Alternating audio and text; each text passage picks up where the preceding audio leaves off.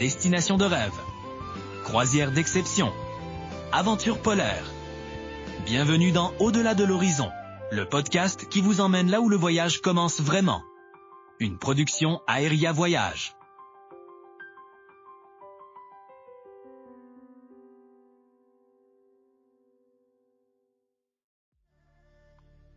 Pendant plus de 2 siècles, le Japon a complètement, littéralement verrouillé ses frontières au reste du monde. Ouais, une politique d'isolement qui était vraiment stricte. Exactement. On parle d'une époque où personne n'entre, puis personne ne sort, souvent sous peine de mort. Sauf, et c'est là que ça devient intéressant, sauf par une seule toute minuscule porte d'entrée. Et c'est ce qui nous amène à notre sujet d'aujourd'hui. Tellement. Aujourd'hui, on fait une plongée au cœur des sources d'un guide de voyage vraiment détaillé sur Nagasaki.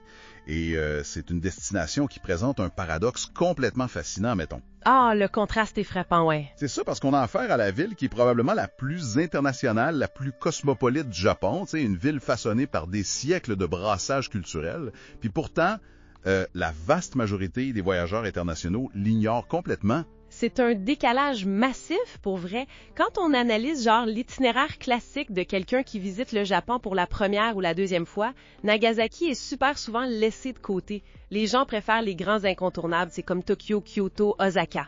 Ben oui, la route classique. Voilà. Mais ce que nos sources démontrent aujourd'hui de façon super claire, c'est que cette ville-là offre une profondeur historique qu'on ne retrouve nulle part ailleurs dans l'archipel.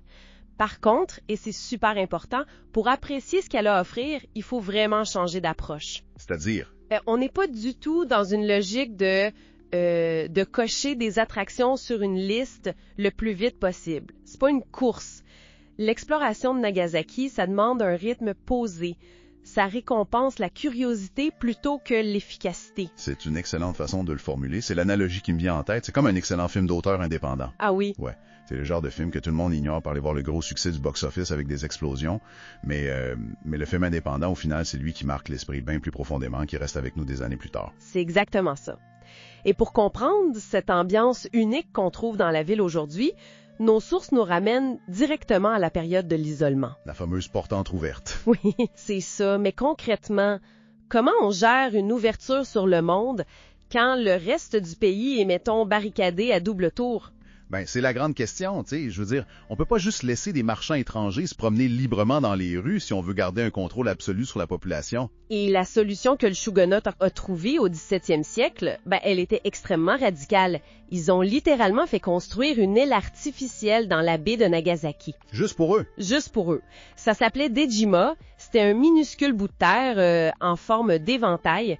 On parle d'à peine 120 mètres par 75 mètres environ. Attends, c'est l'équivalent d'un grand terrain de soccer, ça. Pas plus grand que ça, non. Et c'est là-dessus que les marchands de la Compagnie néerlandaise des Indes orientales ont été confinés pendant, écoute bien, plus de 200 ans. Petit périmètre, là. Ils n'avaient absolument pas le droit de traverser le pont qui reliait l'île à la ville.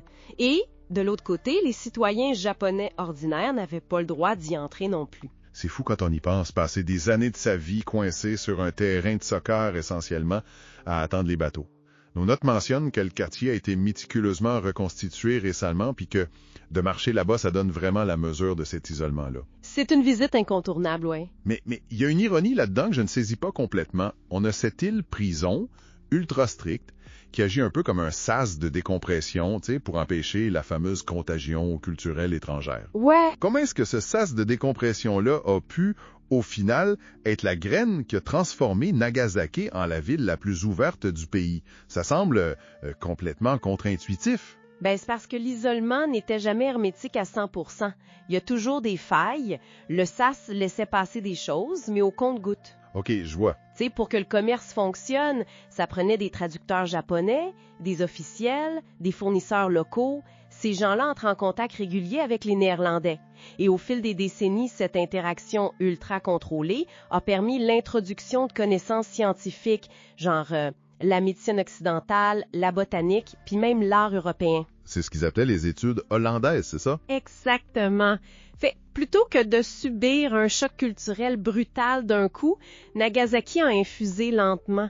cette curiosité pour l'autre, l'habitude d'entendre des langues étrangères, ça s'est vraiment ancré dans la mentalité de la ville. Et cette infusion-là, elle ne vient pas juste des Néerlandais d'ailleurs. Le guide détaille aussi une influence chinoise supermassive. Et là, on n'était pas sur une petite île artificielle isolée. Non, c'était beaucoup plus intégré, il y avait des quartiers entiers. Le document mentionne un endroit spécifique, le temple Sofukuji, qui est apparemment un des secrets les mieux gardés de tout le Japon. Oh, le temple Sofukuji, c'est un joyau absolu. Construit en 1629 par la communauté chinoise locale. Et ce qui est capoté, c'est que c'est pas juste un temple japonais régulier avec une coupe de petites touches continentales, tu sais, Non. au Japon.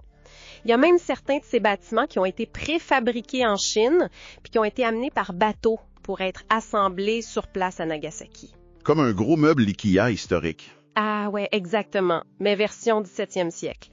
Et pourtant, bien qu'il soit classé comme trésor national au Japon, il reste genre super peu visité par les touristes internationaux. C'est tellement emblématique de la discrétion de Nagasaki. Le guide recommande aussi de pousser l'exploration vers le quartier chinois, le quartier de Shinchi. Surtout pour les personnes qui auraient la chance d'y être en février. Il y a un festival des lanternes pour le Nouvel An lunaire qui a l'air visuellement spectaculaire. Des milliers de lanternes partout dans les rues, c'est magique. Ouais, c'est là qu'on réalise à quel point cette présence a façonné l'esthétique de la ville. Mais, et ça c'est fascinant, quand le Japon a finalement rouvert ses portes à la fin du 19e siècle pendant l'ère Meiji, Nagasaki avait déjà une énorme longueur d'avance sur tout le monde. C'était déjà habitué, ouais. Ce qui nous amène directement sur les collines, celles qui surplombent le port, le fameux jardin Glover. Ah, Glover Garden! Thomas Glover, c'était un marchand écossais qui est arrivé à Nagasaki juste après la fin de l'isolement. Et le parc aujourd'hui, c'est essentiellement un rassemblement d'anciennes résidences de ces marchands occidentaux-là. C'est perché en hauteur, avec une vue incroyable. Et la maison de Glover elle-même, qui date de 1863, c'est le plus vieux bâtiment en bois de style occidental encore debout dans tout le pays. Sur le plan architectural, c'est fascinant parce qu'on y voit le métissage s'opérer en temps réel, tu sais. Comment ça? Bien, t'as des fenêtres à guillotine puis des vérandas complètement européennes, mais tout ça est surmonté de grosses toitures en tuiles japonaises traditionnelles. Le tout posé sur des collines super luxuriantes. C'est vraiment unique. C'est fou de voir ce brassage culturel dans la brique puis le bois. Mais ce qui est encore plus génial avec notre exploration d'aujourd'hui, c'est qu'on nous explique qu'on peut littéralement goûter à cette histoire-là. Ah, la nourriture. Ouais, la nourriture de Nagasaki qui décrit comme un véritable livre d'histoire servi dans un bol. Prenons le plat signature de la place, le champon. J'aimerais vraiment qu'on s'arrête sur les ingrédients de cette soupe-là parce que ça raconte pas une histoire de haute gastronomie, mais plutôt une histoire de nécessité. Tout à fait. Le champon, faut pas penser que ça a été créé dans les cuisines d'un grand chef pour la noblesse, là. On est à la fin du 19e siècle. Il y a un propriétaire de restaurant chinois à Nagasaki qui voyait arriver plein d'étudiants chinois qui étaient, super pauvres. Fait qu'il voulait les aider. Exact. Il cherchait un moyen de les nourrir pour pas cher, mais avec un maximum de calories et de nutriments pour qu'ils puissent étudier. Fait qu'il a pris ce qu'il avait sous la main. Les restes, essentiellement. Ouais. Des retailles de porc, des fruits de mer locaux qui coûtaient rien, une tonne de choux puis de légumes de saison. Il faisait mijoter tout ça dans un bouillon de poulet puis d'os de porc super riche, puis ajouter des nouilles épaisses spécialement conçues pour pas trop ramollir dans ce gros bouillon-là.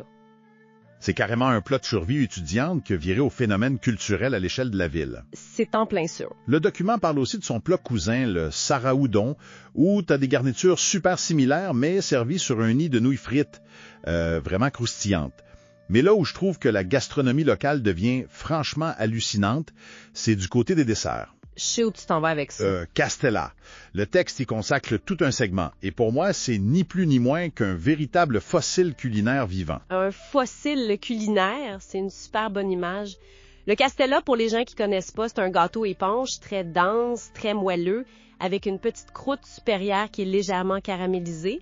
Et pour comprendre d'où ça vient, il faut remonter encore plus loin que les Néerlandais. Avant des Jima? Ouais, jusqu'à l'arrivée des premiers missionnaires puis marchands portugais au 16e siècle.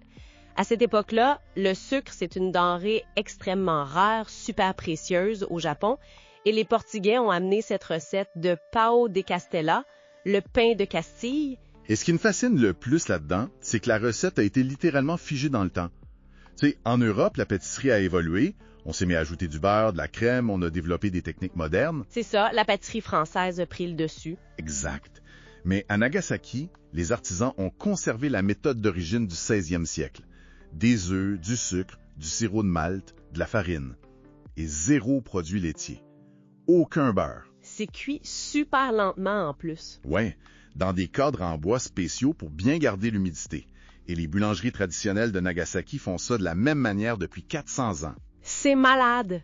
Au fond, toute cette scène culinaire-là, ça démontre que le métissage de Nagasaki, c'est pas juste la mode de la cuisine fusion qu'on voit un peu partout aujourd'hui sur Instagram, tu sais. Non, c'est beaucoup plus profond. Ce sont des vraies adaptations historiques, des influences lointaines qui ont été digérées, adaptées aux contraintes de la place, puis qui sont devenues des piliers de leur propre identité. C'est indéniable. Par contre, et là nos sources nous obligent à faire un gros pivot, cette même influence portugaise qui a amené le sucre, puis les gâteaux éponges, elle a aussi amené autre chose, la religion catholique. Ouais, le ton doit changer ici, c'est sûr. On ne peut pas comprendre l'âme de Nagasaki sans aborder son chapitre le plus lourd, le plus sombre. Son identité entière est à jamais marquée par la date du 9 août 1945. Et le lien avec les missionnaires, il est crucial ici pour bien comprendre. Parce que ça nous mène tout droit au quartier d'Urakami. Qui est au nord du centre-ville, c'est ça? Exact. Aujourd'hui, on y trouve une immense cathédrale en briques rouges. Urakami, c'était vraiment le cœur battant de la communauté chrétienne de Nagasaki. Et c'est une communauté qui a une histoire de résilience complètement hors norme. Les sources parlent des Kakure Kilishitan. Les chrétiens cachés, oui. Tu sais, pendant les 250 ans de l'isolement du Japon, pratiquer le christianisme, c'était strictement interdit. Il y avait des exécutions, des tortures. Fait que ces gens-là ont pratiqué leur foi dans le plus grand des secrets. Ils ont même dû déguiser leurs icônes. C'est ça. Ils camouflaient des statues de la Vierge Marie pour qu'elle ressemble à Kannon, une divinité bouddhiste, juste pour échapper aux autorités. Fait qu'ils survivent à ça. Ils endurent 2 siècles et demi d'une persécution religieuse extrême. La liberté de culte finit finalement par revenir à la fin du 19e siècle. Ils sortent de l'ombre, ils construisent littéralement brique par brique ce qui va devenir la plus grande cathédrale d'Asie de l'Est. Ouais. Et l'ironie absolue, la tragédie la plus totale, c'est que le 9 août 1945, quand la bombe atomique au plutonium est larguée, l'hypocentre, le point d'impact direct au sol, se trouve à quelques centaines de mètres à peine de cette même cathédrale d'Urakami. La destruction a été presque totale. C'est la communauté la plus occidentalisée, la plus ouverte du Japon, celle qui avait survécu à la pire répression de son propre gouvernement pendant des siècles, qui a été anéantie en une fraction de seconde. Par une bombe américaine? Par une bombe américaine, oui. Ce contexte historique super spécifique-là, ça rend la visite du musée de la bombe atomique de Nagasaki, puis de son parc de la paix, profondément troublante. Le guide qu'on a mis aujourd'hui conseille d'ailleurs de prévoir au moins 2 à 3 heures pour cette visite, sans se presser, juste pour bien assimiler la lourdeur de l'information. Mais ça soulève une objection, ou du moins une question légitime pour les gens qui planifient un voyage. Laquelle? Sachant que la majorité des gens qui vont au Japon intègrent déjà Hiroshima dans leur parcours standard, est-ce que c'est pas, disons, émotionnellement redondant d'aller voir les deux? Est-ce qu'on n'est pas juste en train de revivre le même choc terrible de la même façon? C'est une super bonne question, puis l'article la traite super bien. L'expérience dans ces deux villes-là est fondamentalement différente, justement à cause de leur histoire préalable. À Hiroshima, la ville a été frappée en premier. Le message de leur musée s'est axé sur le choc inédit de l'arme nucléaire, sur la chronologie précise, sur la science derrière la bombe, et c'est un énorme plaidoyer mondial pour le désarmement immédiat. C'est comme un cri d'alerte à la planète. C'est ça, mais à Nagasaki, le ton est souvent perçu comme beaucoup plus méditatif, plus introspectif. C'est imprégné d'un fatalisme tragique lié à cette fameuse histoire d'Urakami. Le musée replace l'événement dans le grand contexte de la guerre du Pacifique. Ça donne une vue d'ensemble plus large, hein? Oui, on explore comment le militarisme du Japon a mené à cette conclusion-là.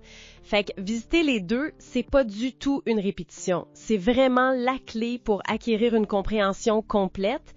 Hiroshima expose le mécanisme d'une tragédie mondiale, mais Nagasaki te montre la destruction intime d'une culture locale millénaire. Ça fait énormément de sens. Et je dois avouer que, après avoir absorbé une charge émotionnelle et psychologique aussi massive dans les musées, ça prend un moment pour respirer. Oh que oui, ça prend un répit physique. Et le texte souligne à quel point la géographie unique de la ville offre justement cet échappatoire-là, parce que Nagasaki s'est construit autour d'un grand port naturel, super profond, mais c'est complètement encerclé par des montagnes. Il y a quasiment pas de terrain plat, c'est fou. L'urbanisme a été obligé de se développer à la verticale, tu sais. Exactement, et le guide insiste vraiment sur l'importance d'aller se perdre dans ces quartiers résidentiels perchés, là, mettons des endroits comme Minami-Yamate ou Higashi-Yamate. Faut aimer marcher, par exemple. Ah, ça oui, on quitte le bruit des artères principales pour grimper des escaliers de pierre interminables qui sont flanqués de vieilles maisons en bois avec des chats qui dorment au soleil un peu partout. L'ambiance là-haut est d'une paix incroyable. Et puis tout au sommet de ça, tu as le mont Inasa. Le mont Inasa. J'avais hâte qu'on en parle. Nos sources précisent qu'on peut y monter en téléphérique et que la vue depuis l'observatoire est genre régulièrement classée dans le top 3 des plus belles vues nocturnes de tous les Japons. C'est pas peu dire. Mais il donne un conseil super spécifique. Il faut y aller au crépuscule, pas en pleine nuit, pas en plein jour. Pourquoi ce moment précis de la journée fait une si grosse différence? C'est pour vivre ce qu'ils appellent l'effet d'amphithéâtre. Tu sais, si on arrive juste avant le coucher du soleil, on peut voir clairement la topographie de la ville avec les montagnes, les bras de mer, les grues du port industriel. La structure de la ville, dans le fond? Ouais.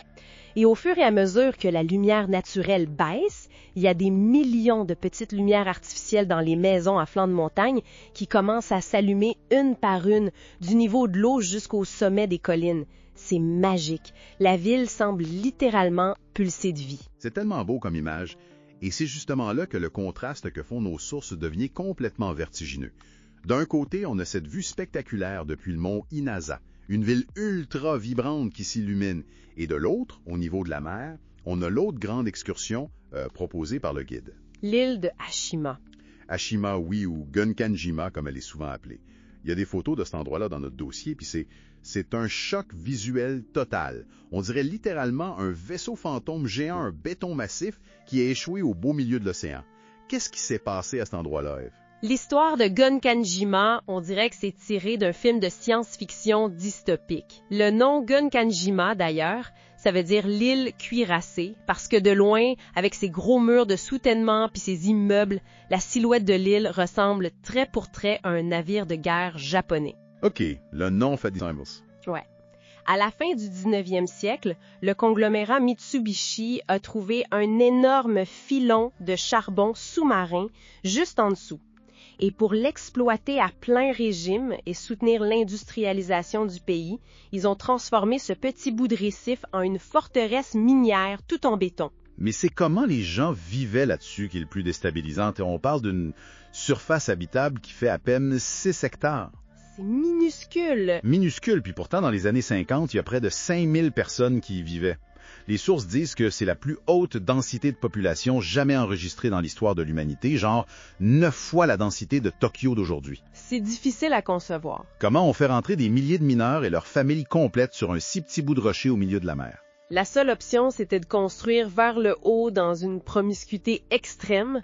C'était un vrai labyrinthe. T'avais des blocs d'appartements de 9 étages qui étaient tous reliés par des coursives suspendues. Une ville verticale sur l'eau. Exact. Puis il y avait des écoles, un hôpital, des cinémas, des salons de pachinko. Il y avait même mis un sanctuaire sur un des toits. Tout était empilé, imbriqué pour maximiser chaque centimètre carré. C'est un microcosme industriel grouillant de vie. Grouillant de vie, oui, mais ça a pris fin d'une façon super abrupte, presque du jour au lendemain en 1974. Pourquoi une micro-société aussi complexe, aussi bien huilée, est abandonnée d'un coup? C'est la réalité brutale des marchés de l'énergie. Le Japon est massivement passé du charbon au pétrole, la mine est devenue complètement obsolète, puis Mitsubishi a décidé de fermer les portes. Fait que les gens sont juste partis. Mais ils n'avaient plus d'emploi, plus aucune raison de rester sur ce rocher inhospitalier où la vie était tellement dure. Fait qu'ils ont dû évacuer super rapidement. Ils ont laissé derrière eux les gros meubles, les télés, les jouets des enfants. Et aujourd'hui, tu sais, c'est un site classé au patrimoine mondial de l'UNESCO. On peut y aller en bateau, je crois. Oui. Et s'y promener, ou du moins l'approcher, c'est observer l'effondrement super lent du béton puis de l'acier qui se font ronger par les typhons et le sel de la mer. C'est un rappel super saisissant de la fragilité de ce qu'on construit, nous, les humains. Ça fait des contrastes géographiques et émotionnels absolument immenses. Tout ça dans un rayon de quelques kilomètres. Alors, avec toute cette densité d'informations, est-ce que le guide propose une méthode claire pour intégrer Nagasaki à un voyage en Assire? Parce que manifestement, si on essaie de faire tout ça en une seule journée au pas de course, on va complètement passer à côté de l'expérience. Ah, ça serait la pire erreur. Le consensus absolu des sources, c'est qu'il faut accorder au grand minimum 3 jours complets à Nagasaki. Mais au-delà du nombre de nuits, c'est vraiment la stratégie globale qui compte. Et quelle est la recommandation? Le best, c'est de l'inclure dans un grand circuit de l'île de Kyushu, la grande île tout au sud du Japon. Par exemple, on peut atterrir à Fukuoka, profiter de son énergie hyper moderne puis de sa super scène de bouffe de rue. OK, la porte d'entrée. Ensuite, tu descends vers Kagoshima, un peu plus au sud, pour explorer la nature, les paysages volcaniques qui sont incroyables. Et finalement, tu fermes la boucle avec la profondeur historique de Nagasaki. C'est un trio qui offre une vision du Japon plus diversifiée et nuancée que le corridor habituel qu'on voit tout le temps sur la côte est. En somme, tout ce qu'on a décortiqué ensemble aujourd'hui, ça pointe vers une philosophie de voyage spécifique. Nagasaki, au fond, c'est l'argument ultime en faveur du slow travel. C'est l'art de voyager sans se presser, de prendre le temps d'absorber.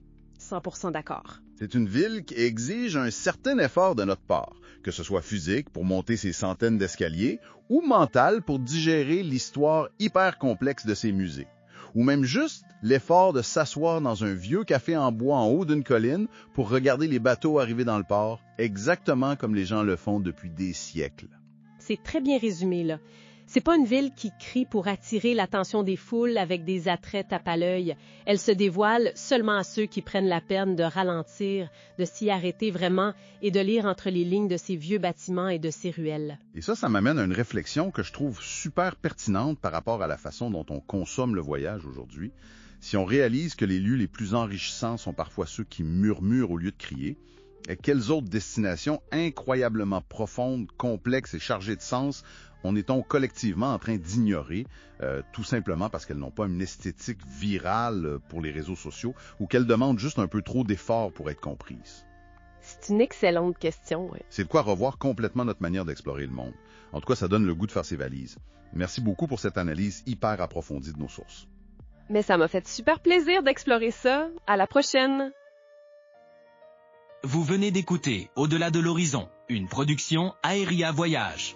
Pour en savoir plus sur les destinations et les compagnies présentées dans cet épisode, visitez notre site web au www.aeriavoyage.com, voir tous les détails dans la description. N'oubliez pas de liker et de partager le podcast avec votre famille et vos amis.